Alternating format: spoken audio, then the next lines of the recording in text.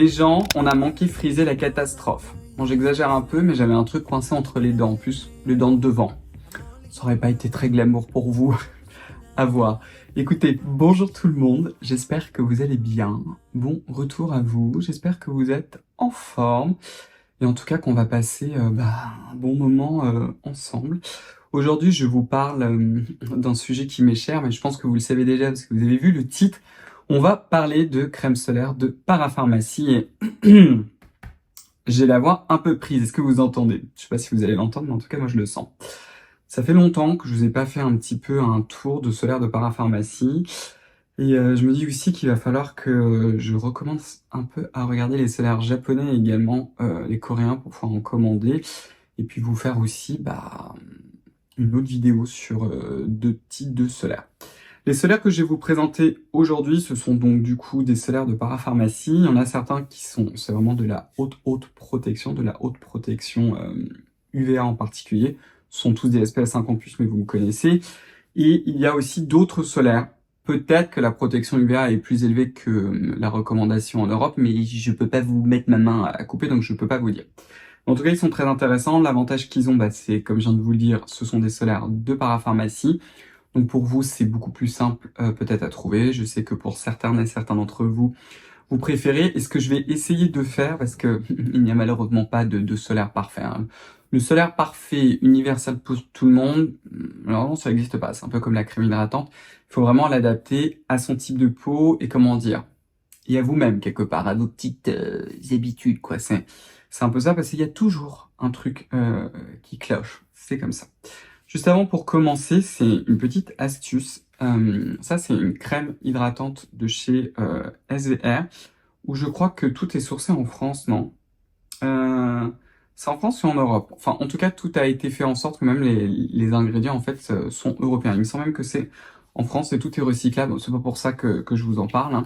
Mais je vous montre le packaging, c'est pour ça que c'est sur ce petit packaging en plastique recyclable. C'est aussi fait pour diminuer le plastique. Et ça, c'est la crème légère Hydraliane. J'adore m'en servir en crème pour les mains. Attendez, je vais vous en mettre un peu au-dessus de ma main pour que vous puissiez voir la texture. Et franchement, elles sont super bien faites. Je sais que chez Asver, ils se sont pris la tête pour pouvoir faire ça, parce que ça a été très compliqué. Mais regardez cette petite texture quand même, avec des ingrédients qui sont assez simples. Alors, c'est parfumé. C'est un des rares parfums de chez SVR qui me convient. Et c'est très rare. Ça sent ce que j'appelle le bébé propre. C'est une odeur un peu... ouais, qui sent un peu le propre. C'est ça. C'est pas trop fort. Est-ce que je préférais que ce soit sans ingrédients? Oui. Oui, c'est 100% française. Il y a même notre cher pays qui est devant 100%. Bon, ils vous disent naturel. Alors, bon, vous savez que je n'aime pas ça du tout, le mot naturel. Sachez qu'en Europe, maintenant, il y a même des certificats, etc. Qu'est-ce que ça veut dire? Ça veut dire que les ingrédients sont 100% d'origine végétale. Alors, est-ce que c'est mieux pour la planète? Non, pas forcément, parce que de temps en temps, vous avez certains ingrédients qui sont ici, par exemple, de l'huile de palme, et l'huile de palme entraîne beaucoup de déforestation, etc. Donc, en réalité, c'est pas forcément écologique, c'est un problème très compliqué, et le rationnel en train d'opposer un ingrédient d'origine de synthèse et d'origine végétale, je trouve ça assez idiot. Vous avez par contre certains secteurs qui sont très intéressants, qu'on appelle un petit peu aussi parfois la chimie verte. Je sais que L'Oréal travaille beaucoup dessus, je sais pas en fait s'ils communiquent beaucoup dessus, parce que ce sont des personnes au sein de L'Oréal qui me l'ont dit, mais en fait c'est un principe pour faire par exemple des réactions chimiques à partir de bactéries, et là vraiment l'idée c'est de diminuer un maximum son impact sur l'écologie, et ça justement c'est ça c'est très intéressant. Vous avez une autre marque en fait qui fait ça très bien. Vous avez par exemple la marque Bioeffect, là ça fait un certain temps que j'en ai pas parlé. J'adore leurs produits, c'est vrai que moi je me réfrène de vous en parler parce que le prix ça brûle. Et j'ai bien conscience que la majorité d'entre vous, vous n'allez pas mettre plus de 100 € dans un produit cosmétique. Donc c'est aussi pour ça que je vous en parle pas souvent. Mais par exemple, quand ils produisent leur EGF, en fait c'est grâce à des sources thermales. Donc en fait tout est 100% recyclable, ils consomment pas d'énergie.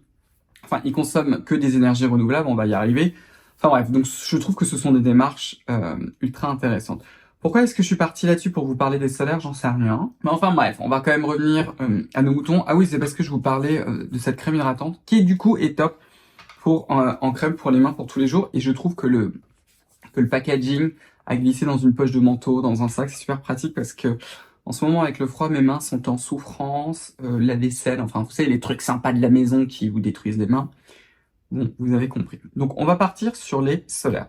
Je vais peut-être commencer d'abord par on va dire, les 3 solaires les plus protecteurs que vous puissiez trouver en parapharmacie, tout du moins au niveau de la protection UVA. Malheureusement pour nous, vous avez très très peu de marques qui communiquent sur la protection UVA. Juste un petit rappel. En Europe, vous avez le logo UVA. Qu'est-ce que c'est? Vous avez écrit UVA avec un délicieux cercle autour. Qu'est-ce que cela veut dire? Ça veut dire que la protection UVA est indexée au SPF. Tous les SPF 50+, qui ont été testés sur le marché sont des SPF de 60 ou plus. Et du coup, il faut un minimum de protection UVA de 20. C'est-à-dire que c'est un tiers de la valeur minimale du SPF. Donc 60 divisé par 3, ça fait 20. C'est-à-dire que n'importe quel solaire que vous achetez en parapharmacie, s'il a été testé dans les règles de l'art, avec ce logo-là, aura forcément une protection UVA de 20. Et c'est bien pour ça que je me cue à vous répéter de ne jamais aller en dessous d'un SPF 50+, c'est sinon la protection UVA sera nécessairement, en tout cas dans la majorité des cas, c'est très rare, beaucoup trop faible.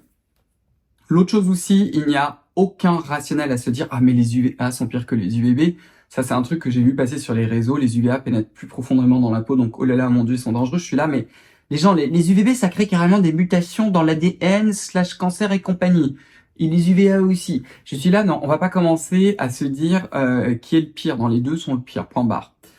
Plus vous allez partir d'une protection en fait élevée, plus vous allez être tout simplement protégé, moins vous aurez d'UV qui vont rentrer dans votre peau. C'est toujours le même rationnel.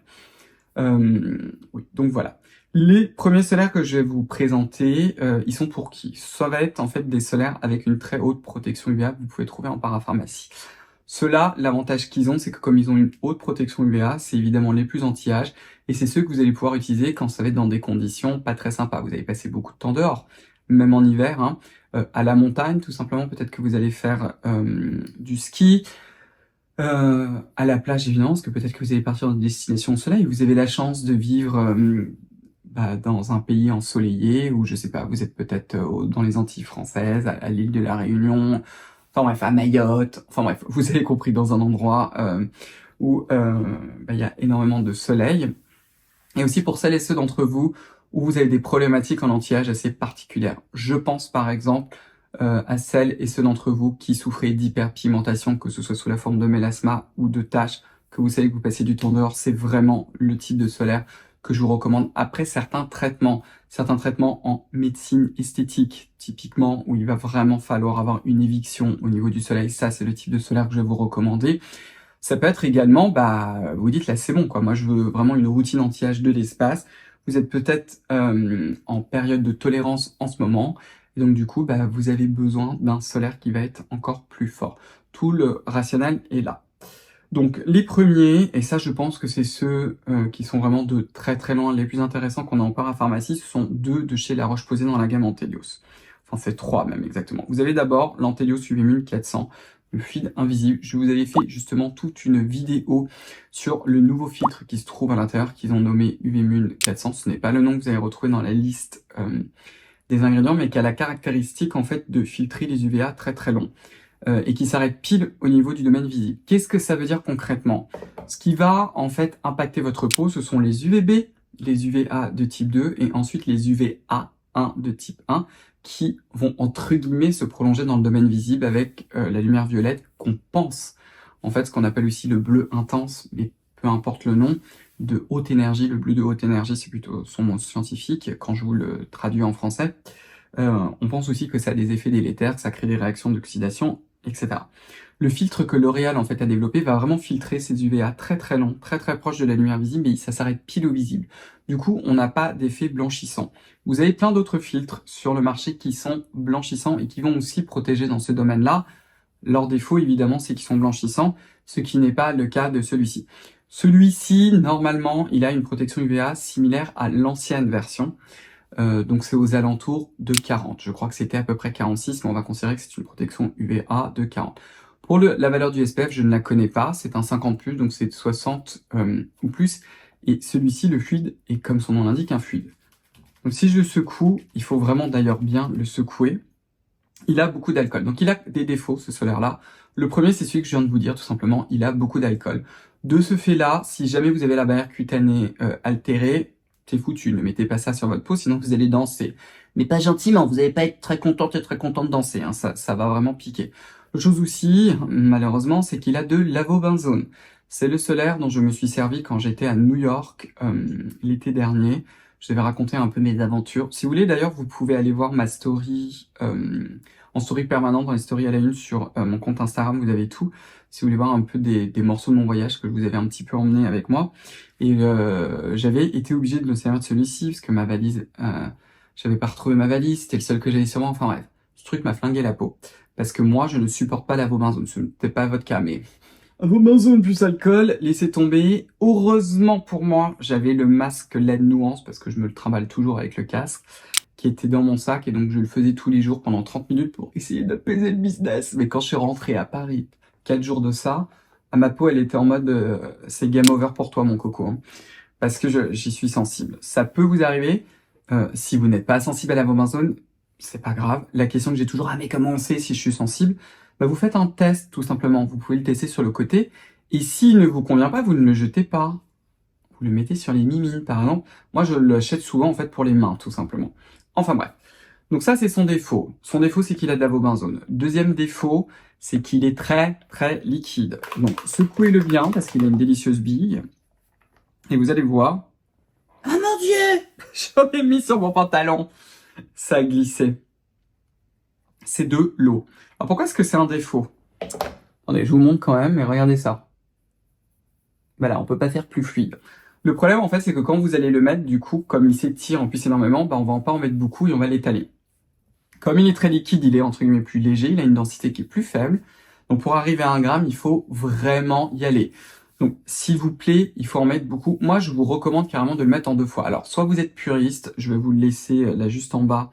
Je vais vous laisser un lien Amazon avec une petite balance. C'est celle que j'aurais pu d'ailleurs aller vous la chercher, elle est juste derrière vous là, pour pouvoir peser. C'est souvent comme ça que je pèse les solaires.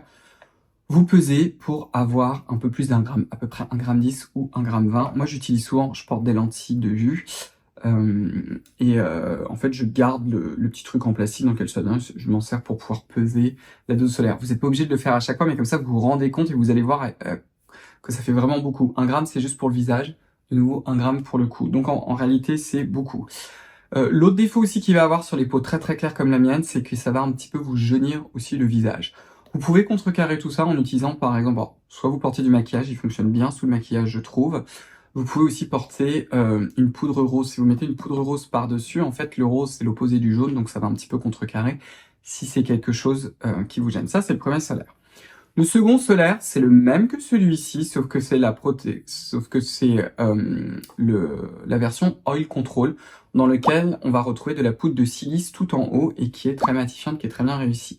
Le problème, c'est que celui-ci, on ne peut pas le trouver sans parfum. Celui-ci, vous avez la version sans parfum qui est juste là.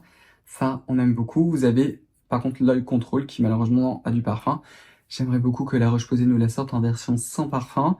L'avantage du sans parfum, c'est que bam, vous le mettez, c'est mat et c'est parfait. C'est pas ultra mat, c'est plutôt assez mat et c'est assez bien fait. Je trouve que le parfum, par contre, est trop fort.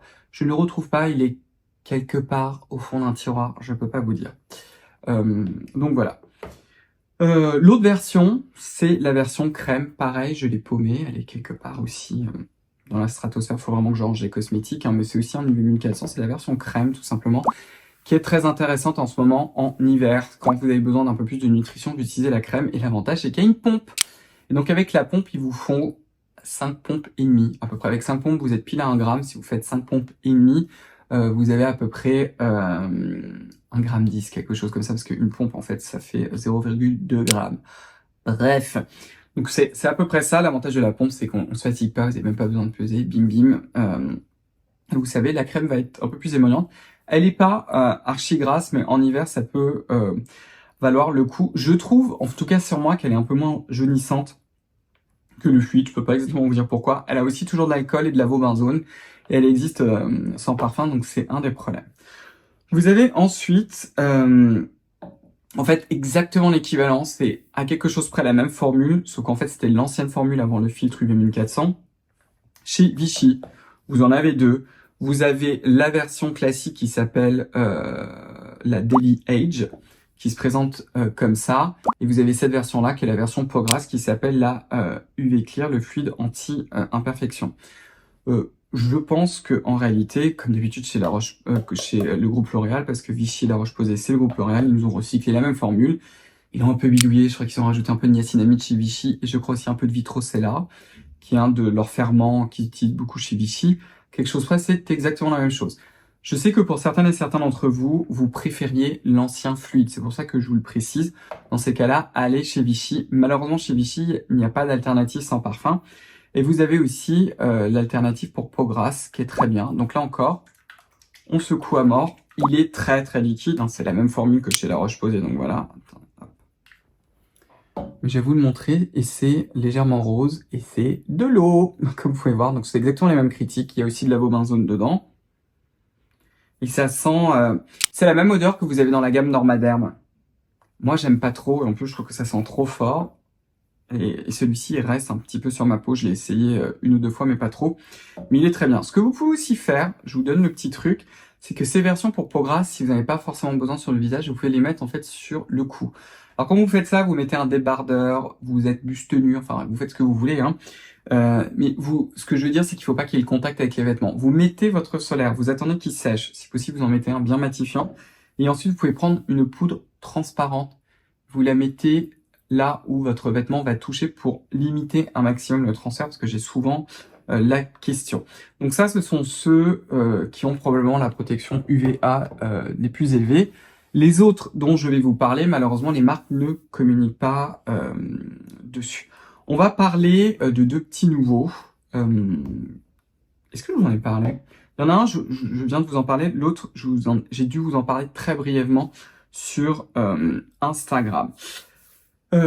C'est celui de la marque Eucérine, c'est le Sensitive Protect. Comment vous dire que j'étais trop heureux de voir que Eucérine nous a enfin sorti un solaire sans invobenzone. La majeure partie des solaires de chez Eucérine contiennent de l'alcool et de l'avobenzone. Donc moi, je les fuis parce que ma peau n'est pas très contente quand je lui colle de l'avobenzone. Il va quand même falloir que je vous les teste, donc je vais voir comment je vais faire sur le cou, sur les mains, etc. Parce que les formules sont quand même assez intéressantes. Ils ont tous en majorité de l'alcool. C'est aussi le cas de celui-ci, il s'appelle le Sensitive Protect, peau sensible. Il contient de l'alcool. Donc là, pareil, à partir du moment où on a la barrière cutanée altérée, l'alcool, c'est pas top. C'est une version crème qui est, je vais vous la montrer, qui est assez crémeuse, mais qui fond énormément. C'est-à-dire, ça fait pas solaire. Vous savez, ces anciennes formules, là, quand on les mettait, quand on les appliquait, on disait oh, c'est vraiment le solaire, c'est pas le cas. Il est sans parfum, il sent un peu les filtres solaires, mais c'est pas outrancier, vous voyez, c'est pas trop fort. Il est sans parfum, et il a surtout cette texture un peu fraîche et non grasse. Vous avez ce genre de fini très légèrement satiné, mais qui est joli. C'est-à-dire que c'est votre peau qui est légèrement satinée et qui est assez belle. Je l'aime beaucoup. Celui-ci, je m'en suis pas mal servi. Il a ce côté aussi un petit peu émollient que je trouve qui est parfait pour l'hiver et pour tous les jours. Et comme je vous l'ai dit, la combinaison des filtres solaires est assez sympa. Il n'y a pas d'octocrylène et pas d'avobenzone. D'ailleurs, dans aucun des solaires dont je vais vous parler, aucun d'eux n'ont de l'octocrylène. L'octocrylène, c'est pas que c'est le diable absolu. Le problème de l'octocrylène, c'est que beaucoup de personnes y sont sensibles. Moi, personnellement, je suis sensible à l'octocrylène et à l'avobenzone, donc les deux en général, ça ne fait pas bon ménage. Donc c'est pour ça que je vous le précise. Ça, c'est sans octocrylène, sans invobenzone, c'est pas blanchissant, il n'a pas de parfum. Donc ça vaut vraiment le coup de l'essayer. Il a par contre un peu d'alcool, donc si vous avez une peau très sèche, très sensibilisée, ça sera pas pour vous. Là encore, hein, si jamais vous le testez, moi j'essaie de vous filer un maximum d'informations pour que vous puissiez un petit peu naviguer dans tout ça. Mais si jamais vous voyez que ça va pas, vous les jetez pas, vous avez les mains, il y a toujours une zone à protéger. Puis il est pas collant non plus, il fonctionne assez bien sur le maquillage, le Eucérine. Comme vous avez vu, à chaque fois je vous mets tous les filtres sur les côtés. Je vous les décris pas tous. Le second qui est nouveau, et là j'étais aussi très content de le voir, sauf que je n'avais pas assez bien regardé, c'est le nouveau de chez Bioderma. Alors je sais pas s'ils l'ont vraiment vendu comme une nouveauté, parce que je pense que c'est un petit peu un genre de reformulation, on va dire. C'est le Photoderm Aquafil Peau Sensible, texture ultra légère, hydratante, qui est une très jolie reformulation avec un mais, et je vais vous dire lequel. Donc, il a ce genre de packaging que moi j'aime beaucoup, et vous allez voir qu'il a une texture assez fluide. Ce qui est très bien, la différence du La Roche-Posay du fluide, c'est que regardez, oui c'est un fluide, mais c'est pas de l'eau. Le problème en fait avec ces solaires qui sont ultra fluides, c'est qu'on en met très peu, c'est surtout qu'on peut l'étaler à l'infini, donc du coup à la fin le maillage ne se fait pas parce qu'on l'a trop étalé. C'est pour ça que je vous dis que La Roche-Posay ou même le Vichy Ultra Liquide, je vous dis de l'appliquer en 2 couches. Il vaut mieux l'appliquer en 2 fois pour être vraiment sûr que la couvrance soit parfaite. Donc celui-ci ce sera pas le cas, il reste quand même très fluide, il est très agréable, franchement la texture est très bien faite, et il est aussi non blanchissant. Il a un fini par contre qui est clairement satiné. Alors c'est pas satiné grave ou la facette, vous mettez un peu de poudre, franchement ça passe comme une lettre à la poste. Mais le Cérine par exemple a ce côté satiné un peu plus mat, alors que le Bioderma va avoir ce côté un petit peu plus brillant, qui n'est pas, on est dans du satiné, hein, on n'est pas dans de la laque, hein, vous n'avez pas le visage laqué, brillant, enfin bref, vous avez compris quand même. Le Bioderma n'a pas d'octocrylène comme je vous l'ai dit, il n'est pas blanchissant, il n'a pas d'alcool, il est sans parfum. Je suis en train de me demander ce qu'il existe de toute façon parfumé. Je crois pas. Donc ça c'est très bien. Il est complètement invisible. La protection UVA, malheureusement la marque ne communique plus dessus, ce qui est bien dommage. Sauf qu'il a un peu d'invobenzone tout à la fin de la liste des ingrédients. Et ça, je l'avais pas vu parce qu'en fait, les fiches, je vous les fais de mémoire, c'est isotrisinol qui est un filtre UVB. Vous avez de l'uvénul A+, qui est un filtre UVA, de l'uvénul T150 qui est un filtre UVB, du Tinsorb S qui est un filtre UVB, UVA de type 2, UVA de type 1. Et tout à la fin, vous avez de la bobenzone. Celui-ci, quand je l'ai essayé, au début, j'étais là, dis donc, il est trop beau, il est magnifique, et blablabla. Enfin, j'étais content, vous voyez. Je l'ai pas essayé à chaque fois constitutivement, n'importe quoi, d'affilée. C'est-à-dire, j'ai pas fait genre lundi, mardi, mercredi, etc., comme je fais souvent d'ailleurs avec les solaires. Là, j'avais essayé un jour, j'avais arrêté, etc., et je l'ai essayé 2 jours de suite. Et je l'ai essayé en rentrant, parce qu'il fallait encore que je le réessaye dans d'autres conditions. Et je l'ai réessayé en rentrant de voyage, quand je rentrais en fait de mon congrès en Tunisie. Et ma peau n'était pas contente. Alors je me suis dit, bon, c'est vrai que j'ai beaucoup voyagé. Vous savez, j'étais extrêmement fatigué aussi. L'avion, c'est ultra desséchant et tout. Donc je me suis dit, c'est peut-être un peu ça avec les différences. Mais j'avais la peau en plus qui me grattait. Je me suis dit, c'est vraiment bizarre. Ah oui, il y avait de la bobenzone. Alors évidemment, alors comme il y en avait très peu, du coup, j'ai un peu limité la casse. Mais je l'ai mis 2 jours d'affilée. Aïe. Donc faites attention si vous êtes sensible à l'avobenzone. Si vous ne l'êtes pas, franchement, foncez parce qu'il est excellent. Les 2 derniers, je vous en ai déjà parlé des 2 derniers. Hein.